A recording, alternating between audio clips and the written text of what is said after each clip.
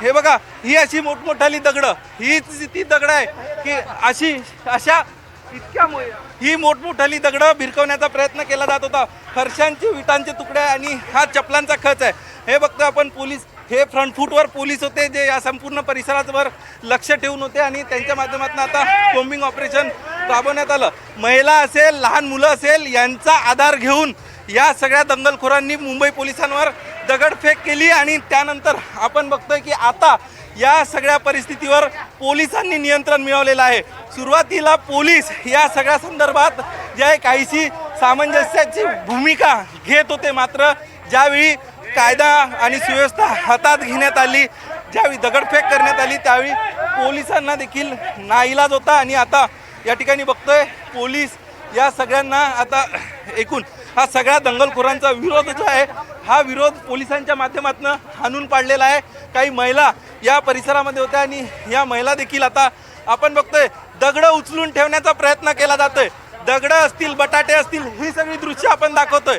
ही दगडं होती, या महिला लपून अक्षय दगडं पोलीस प्रोटेक्शन शिवाय आज जाऊ नका. अक्षय, ही सगळी आपण बघतोय की ही सगळी या ठिकाणी व्यवस्था पोलिसांवर हल्ला चढवायची करून ठेवण्यात आली होती. आणि आता आपण बघतोय ही दगडं, हे बटाटे, हे सगळं या ठिकाणी आणून ठेवण्यात आलं होतं. या गल्लीतली दृश्य दाखवतोय, महिला आणि लहान मुलांना समोर करून हे बघा दंगलखोर हे महिला आणि लहान मुलांना समोर करून हे बघा आता सगळी गल्ली साफ झालेली आहे. आता पुढच्या देखील गल्लीतली आपण दृश्य दाखवतोय. पोलीस अर्थात आहे आपल्या सोबत, पोलीस सगळ्या परिस्थितीवर नियंत्रण ठेवून आहे. मात्र या सगळ्या गल्ल्यांमध्ये आपण बघतोय की हे दंगलखोर इकडे पुन्हा एकदा परिस्थिती दाखवतोय. ही सगळी परिस्थिती मोठ्या संख्येनं या ठिकाणी हे लोक होते, मात्र ही लोक बाहेर पडू नये यासाठी आता ठिकठिकाणी काहीसा अटकाव, काही फर्निचर टाकून ठेवण्यात आलेलं आहे. पोलिसांच्या अंगावर देखील दगडाचे आणि रक्ताचे डाग हे बघतो आपण. पोलिसांच्या अंगावर हे रक्ताचे डाग बघतोय. या संपूर्ण खरं तर अनाधिकृत पद्धतीने या झोपडपट्ट्या उभ्या राहिल्या होत्या आणि या झोपडपट्ट्या सर्वोच्च न्यायालयाच्या निर्णयानुसार हे सगळं पाडकाम केलं जात असेल.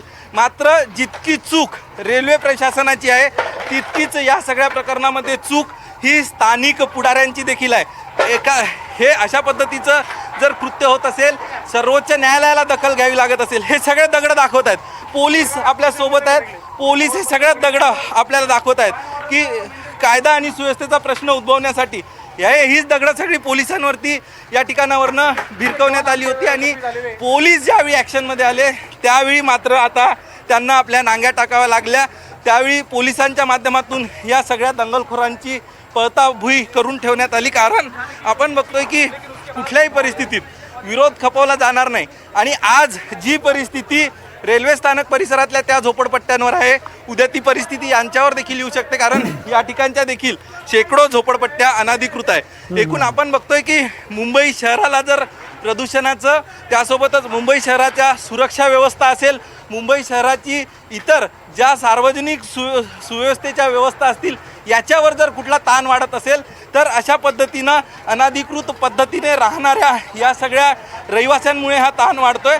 आणि त्याचमुळं आपण बघतोय की पोलिसांना आत्ता ही भूमिका घ्यावी लागते. आणि त्यामुळं आपण जर बघितलं तर पोलिसांच्या प्रोटेक्शनमध्ये हे सगळं काम या ठिकाणी करावं लागतंय. अनेक लोक आहेत. अक्षय थोडासा श्वास घे, मी तुला एक प्रश्न विचारतो, त्या प्रश्नावरचं उत्तर आपण जाणून घेण्याचा प्रयत्न करूया. एक म्हणजे आता किती पोलीस प्रोटेक्शन वाढवण्यात आलेलं आहे, आणि दुसरं म्हणजे ही कारवाई आता पुढचं स्वरूप काय असणार आहे? पोलीस अधिकाऱ्यांशी काही बोलणं होतंय का? जर तिथे आसपास एखादा बडा पोलीस अधिकारी असेल तर पुढची आता कारवाई काय असणार आहे? पोलिसांचं आपण काही पोलिसांशी बोलण्याचा प्रयत्न केला. साधारण 1000 पोलिसांचा म्हणजे 400 मुंबई पोलीस, 400 रेल्वे पोलीस आणि 200 इतर शासकीय अधिकारी कर्मचारी एवढा बंदोबस्त काल तैनात करण्यात आला होता. 60% पाडकाम या संपूर्ण परिसरातलं पूर्ण झालेलं आहे. आता जर आपण बघितलं तर आता या परिसरामध्ये आणखी देखील पाडकाम 40% करणं बाकी आहे.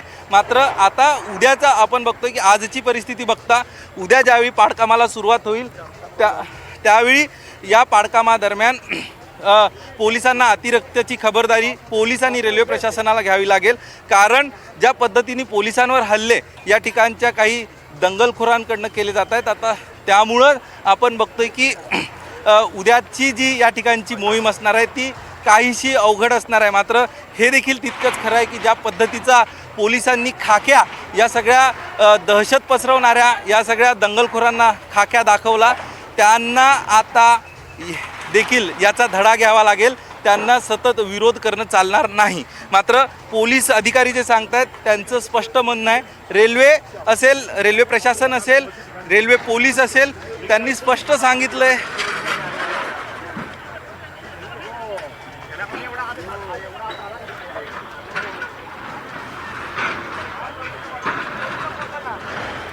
त्यांनी स्पष्ट आपण बघतोय की एक बायकर तिथे येऊन पडलेला दिसतोय अक्षय. या सगळ्या संदर्भात आपण बघतोय की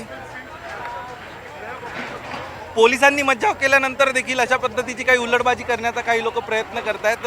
दारू प्यालेला आहे असं पोलीस खुणवत आहेत तिकडनं.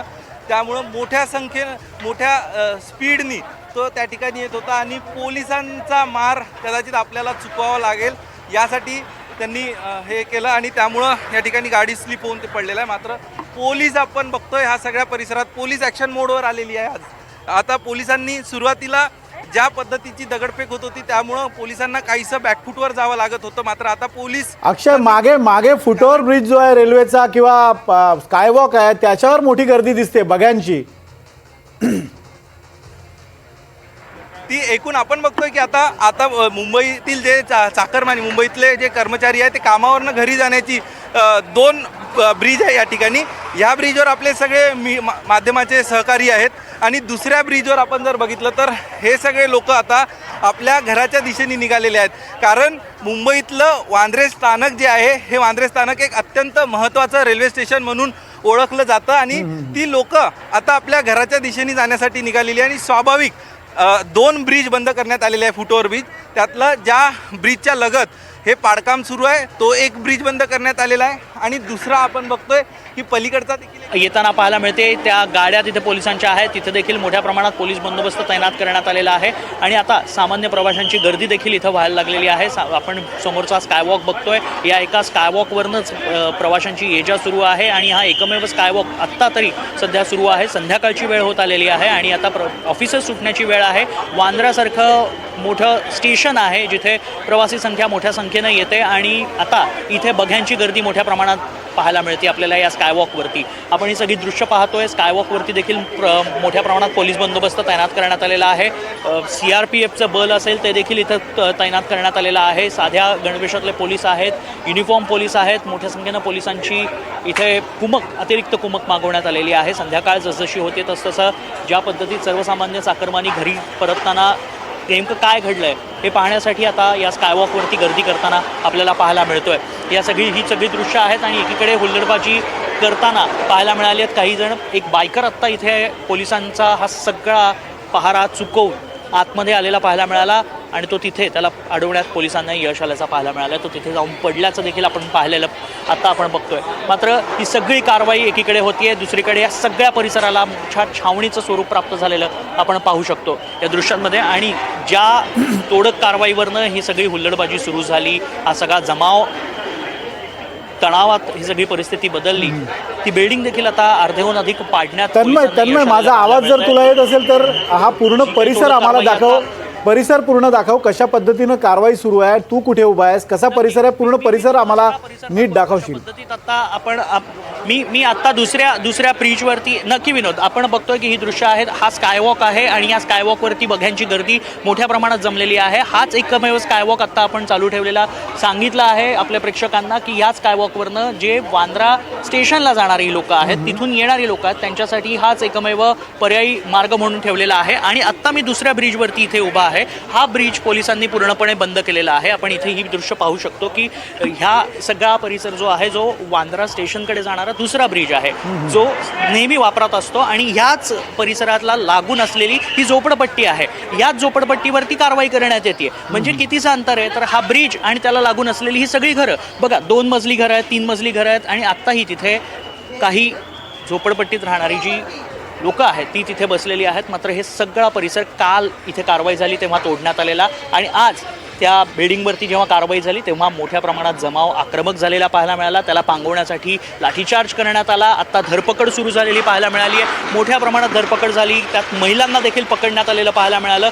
छतांवरती देखील लोक उभी आहेत. आपण छतांवरती लोक बघतायत ही कारवाई काय सुरू आहे आणि आपण बघतोय की घराच्या छतांवरती उभं राहून तिथून देखील मोठ्या प्रमाणात दगडफेक मगाशी झालेली आपण पाहायला मिळालेली आहे. हा सगळा परिसर आता जर आपण बघितलं तर मोठ्या प्रमाणात पोलीस बंदोबस्त आहे. वांद्रे स्टेशनकडे येताना जो आपण आतमध्ये टर्न घेतो लेफ्ट टर्न मुख्य रस्त्यावरनं त्या क्षणापासून मोठ्या प्रमाणात बॅरिकेटिंग करण्यात आलेलं आहे आणि सगळ्या परिसराला मोठ्या पोलीस छावणीचं स्वरूप प्राप्त झालेलं पाहायला मिळतंय. आत्ता आपण माझ्या मागे बघू शकतो हा थेट रस्ता जो आहे तो वांद्रे स्टेशनकडे जातो. मात्र तो पूर्णपणे बंद करण्यात आलेला आहे. इथे मोठ्या प्रमाणात पोलिसांची बंदोबस्त तैनात करण्यात आलेला आहे. RPF बल असेल RPFचे पोलीस देखील इथे तैनात करण्यात आलेले आहेत. साध्या गणवेशातले पोलीस आहेत ते देखील प्रवाशांना जाण्यापासून रोखता आहेत. मात्र आता समोरच्या स्कायवॉकवरती मोठ्या प्रमाणात गर्दी होताना पाहायला मिळते. नेमकं इथे काय घडतंय हे बघण्यासाठी मोठ्या प्रमाणात प्रवासी इथे थांबलेले पाहायला मिळत आहेत. ये जा करणारे प्रवासी आहेत त्यांच्यासाठी हा एकमेव स्कायवॉक सध्या तरी सुरू ठेवण्यात आलेला आहे. इथे जो जिना खालती उतरतो तो देखील बंद करून टाकण्यात आलेला आहे. त्यामुळे या स्कायवॉक अगदी त्यांना आपण बघतो या दृश्यांच्या माध्यमातून आपल्याला कल्पना येते की झोपडपट्ट्या किती आतपर्यंत रेल्वेच्या जागेत घुसलेल्या आहेत. म्हणजे 2 स्कायवॉकच्या मधली जर ही जी स्थिती पाहिली तर हे स्कायवॉक्स या झोपडपट्ट्यांसाठीच उभारलेले आहेत की काय अशी वाटण्याजोगी परिस्थिती आहे. जवळपास 100 ते 200 मीटरचा हा सगळा परिसर आतमध्ये एन्क्रोच झालेला आहे आणि तो तोडण्यासाठी ही कारवाई सुरू आहे. पुन्हा एकदा आपण अक्षयकडे जाऊयात. अक्षय, आता स्थिती काय तुझ्या इकडची?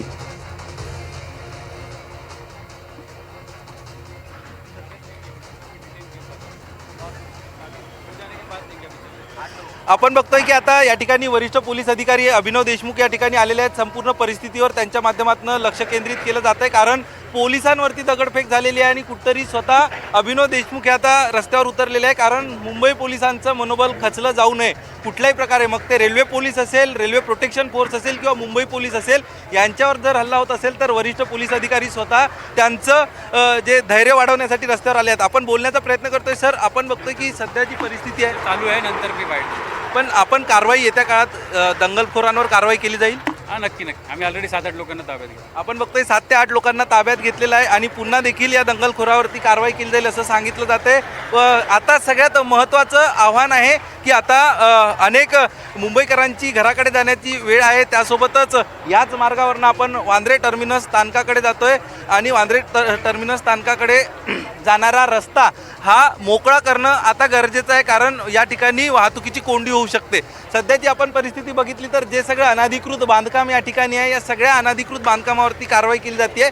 अर्थात या कारवाईमध्ये कोणी अडसर आणू शकत नाही, तसा सर्वोच्च न्यायालयाचा आदेश आहे आणि याचमुळं आपण बघतोय की या कामाला अडथळा ज्यांनी निर्माण केला या सगळ्यांवरती पोलिसांनी आता कारवाई केलेली आहे. ही सगळ्या दगडांचा खच बघतोय.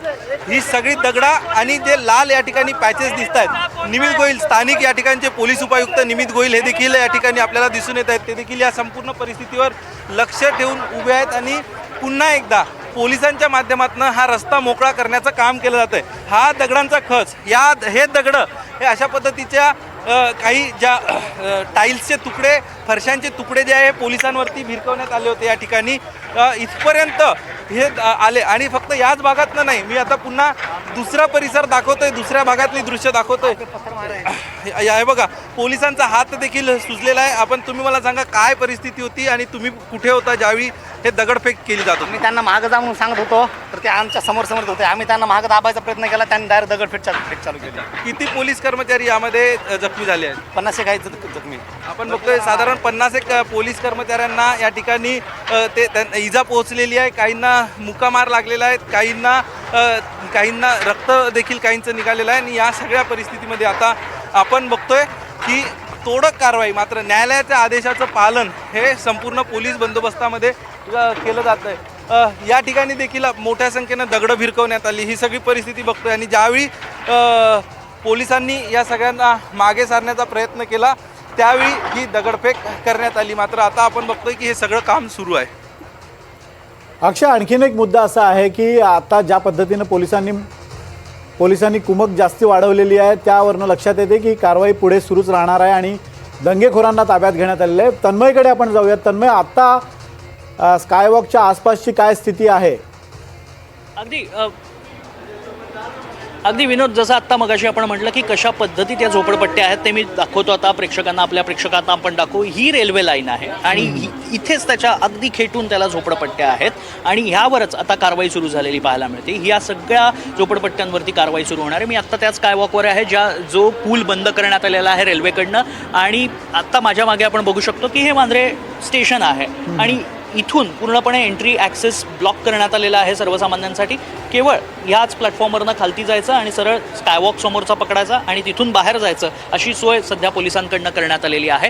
केवळ अगदी एक 10 मीटरचं अंतरसुद्धा नाही आहे. आत्ता तरी बॅरिकेटिंग करण्यात आलेलं आहे, ह्या कुंपण घालण्यात आलेलं आहे. आधी तेही नव्हतं. आपल्याला माहिती ही सगळी परिस्थिती अगदी रेल्वे लाईनला लागून या सगळ्या झोपडपट्ट्या आहेत. आता ज्या झोपड्या आम्ही पाहतोय 3 ते 4 मजली झोपड्या आहेत, या झोपड्या सुद्धा कारवाई दरम्यान पाडल्या जाणार आहेत का आणि त्या मोकळ्या करण्यात आल्या आहेत का? अगदी त्या मोकळ्या करण्यात आलेल्या आहेत. तिथे आत्ता जरी काही प्रमाणात सामान दिसत असलं तरी ते देखील कारवाईत रिकामं करण्यात येणार आहे आणि त्यांना देखील सांगण्यात आलेलं आहे की ह्या झोपड्या रिकामा करा आणि ते देखील पाडलं जाणार आहे. सगळ्यात आधी रस्त्यालगतच्या ज्या झोपड्या होत्या, ज्या मोठ्या प्रमाणात होत्या, त्या काढण्यात आलेल्या आहेत. पुढच्या झोपड्या काढण्यात आलेल्या आहेत. ह्या सगळ्या मागच्या झोपड्या आहेत आपण बघतोय आणि त्यामुळे ह्या रेल्वे लाईनच्या लगतच्या झोपड्या आहेत. इथून कारवाई थेट करता आली नसती, त्यामुळे आधी बाहेरच्या सगळ्या झोपड्या पाडण्यात आल्या आणि आता या सगळ्या झोपड्या पाडण्यात येणार आहेत. हीच ती हिरवी बिल्डिंग देखील आपण पाहतोय. हिरव्या बिल्डिंगवरती आत्ता आपण कारवाई झालेली पाहायला मिळाली आहे. तीच ही हिरवी बिल्डिंग तिथे कोपऱ्यात आपल्याला पाहायला मिळते. तिथे देखील मोठ्या प्रमाणात पोलीस बंदोबस्त तैनात करण्यात आला आहे. तिथला जो ब्रिज आहे तो देखील पोलिसांकडनं बंद करण्यात आलेला आहे. तिथे देखील मोठ्या प्रमाणात पोलीस बंदोबस्त तैनात करण्यात आल्याचं पाहायला मिळतंय. त्यामुळे या सगळ्या परिसराला सध्या पोलीस छावणीचं स्वरूप आलेलं पाहायला मिळतंय. मोठ्या प्रमाणात जो पोलीस बंदोबस्त इथे तैनात करण्यात आलेला आहे तो या सगळ्या ब्रिजेस वरती इथे तन्मय, साधारण हा किती रेडियस आहे, किती किलोमीटरचा रेडियसमध्ये ही कारवाई केली जाते? एक अंदाज यावा प्रेक्षकांना की कोणत्या परिसरात नेमकी कारवाई सुरू आहे? अगदी हा सगळा आहे गरीबनगरचा परिसर आपण बघतोय की या दृश्यांमध्ये आणि हा साधारणतः 1 ते 1.5 किलोमीटरचा सगळा परिसर आहे मोठ्या संख्येनं, जिथे आत्ता तोडक कारवाई सुरू आहे. याच्या समोर देखील झोपड्या आहेत.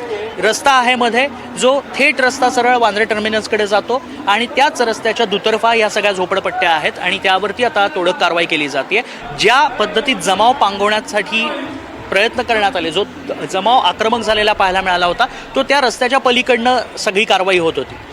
ज्या प्रमाणात दगडफेक करण्यात आली तो त्या रस्त्याच्या पलीकडनं झोपडपट्ट्यांमधनंही ती दगडफेक होताना पाहायला मिळालेली. कारवाई या झोपडपट्ट्यांवरती सध्या सुरू असल्याचं पाहायला मिळत आहे. मात्र जमाव हा तिथून आक्रमक होत पुढे आला आणि ही सगळी कारवाई थांबवण्याचा प्रयत्न करत होता. त्यामुळे आता ह्या झोपडपट्ट्यांवरती देखील कारवाई होताना पुन्हा तशीच काहीशी दृश्य पाहायला मिळतील अशी शक्यता व्यक्त केली जाते. आत्ताच आपण CPROंशी बोललो पश्चिम रेल्वेच्या. त्यांनी देखील सांगितलं की 500 ते 600 संख्येनं पोलिसांना आता बोलवण्यात आलेलं आहे. RPFचं बल लावण्यात आलेलं आहे. म्हणजे आधी 1001च्या आसपास पोलीस होते, आता 500 ते 600 पोलीस आणखीन मागवण्यात आलेले आहे. त्यामुळे अर्थ स्पष्ट आहे की पुढे कारवाई सुरू राहणार आहे आणि अधिक धडक पद्धतीनं कारवाई केली जाणार आहे. अजूनही बऱ्याच झोपड्या तोडणं बाकी आहे. कदाचित उद्याही ही कारवाई सुरू राहील.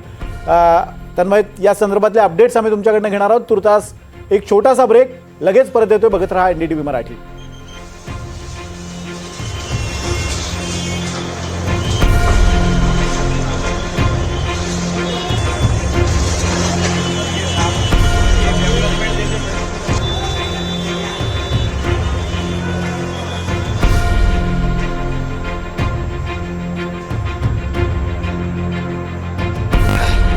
पोलिसांवर दगडफेक करत होते. सगळी लाठीचार्ज केला जातोय आणि आता या सगळ्यांना गाड्यांमध्ये जमा केलं जाते.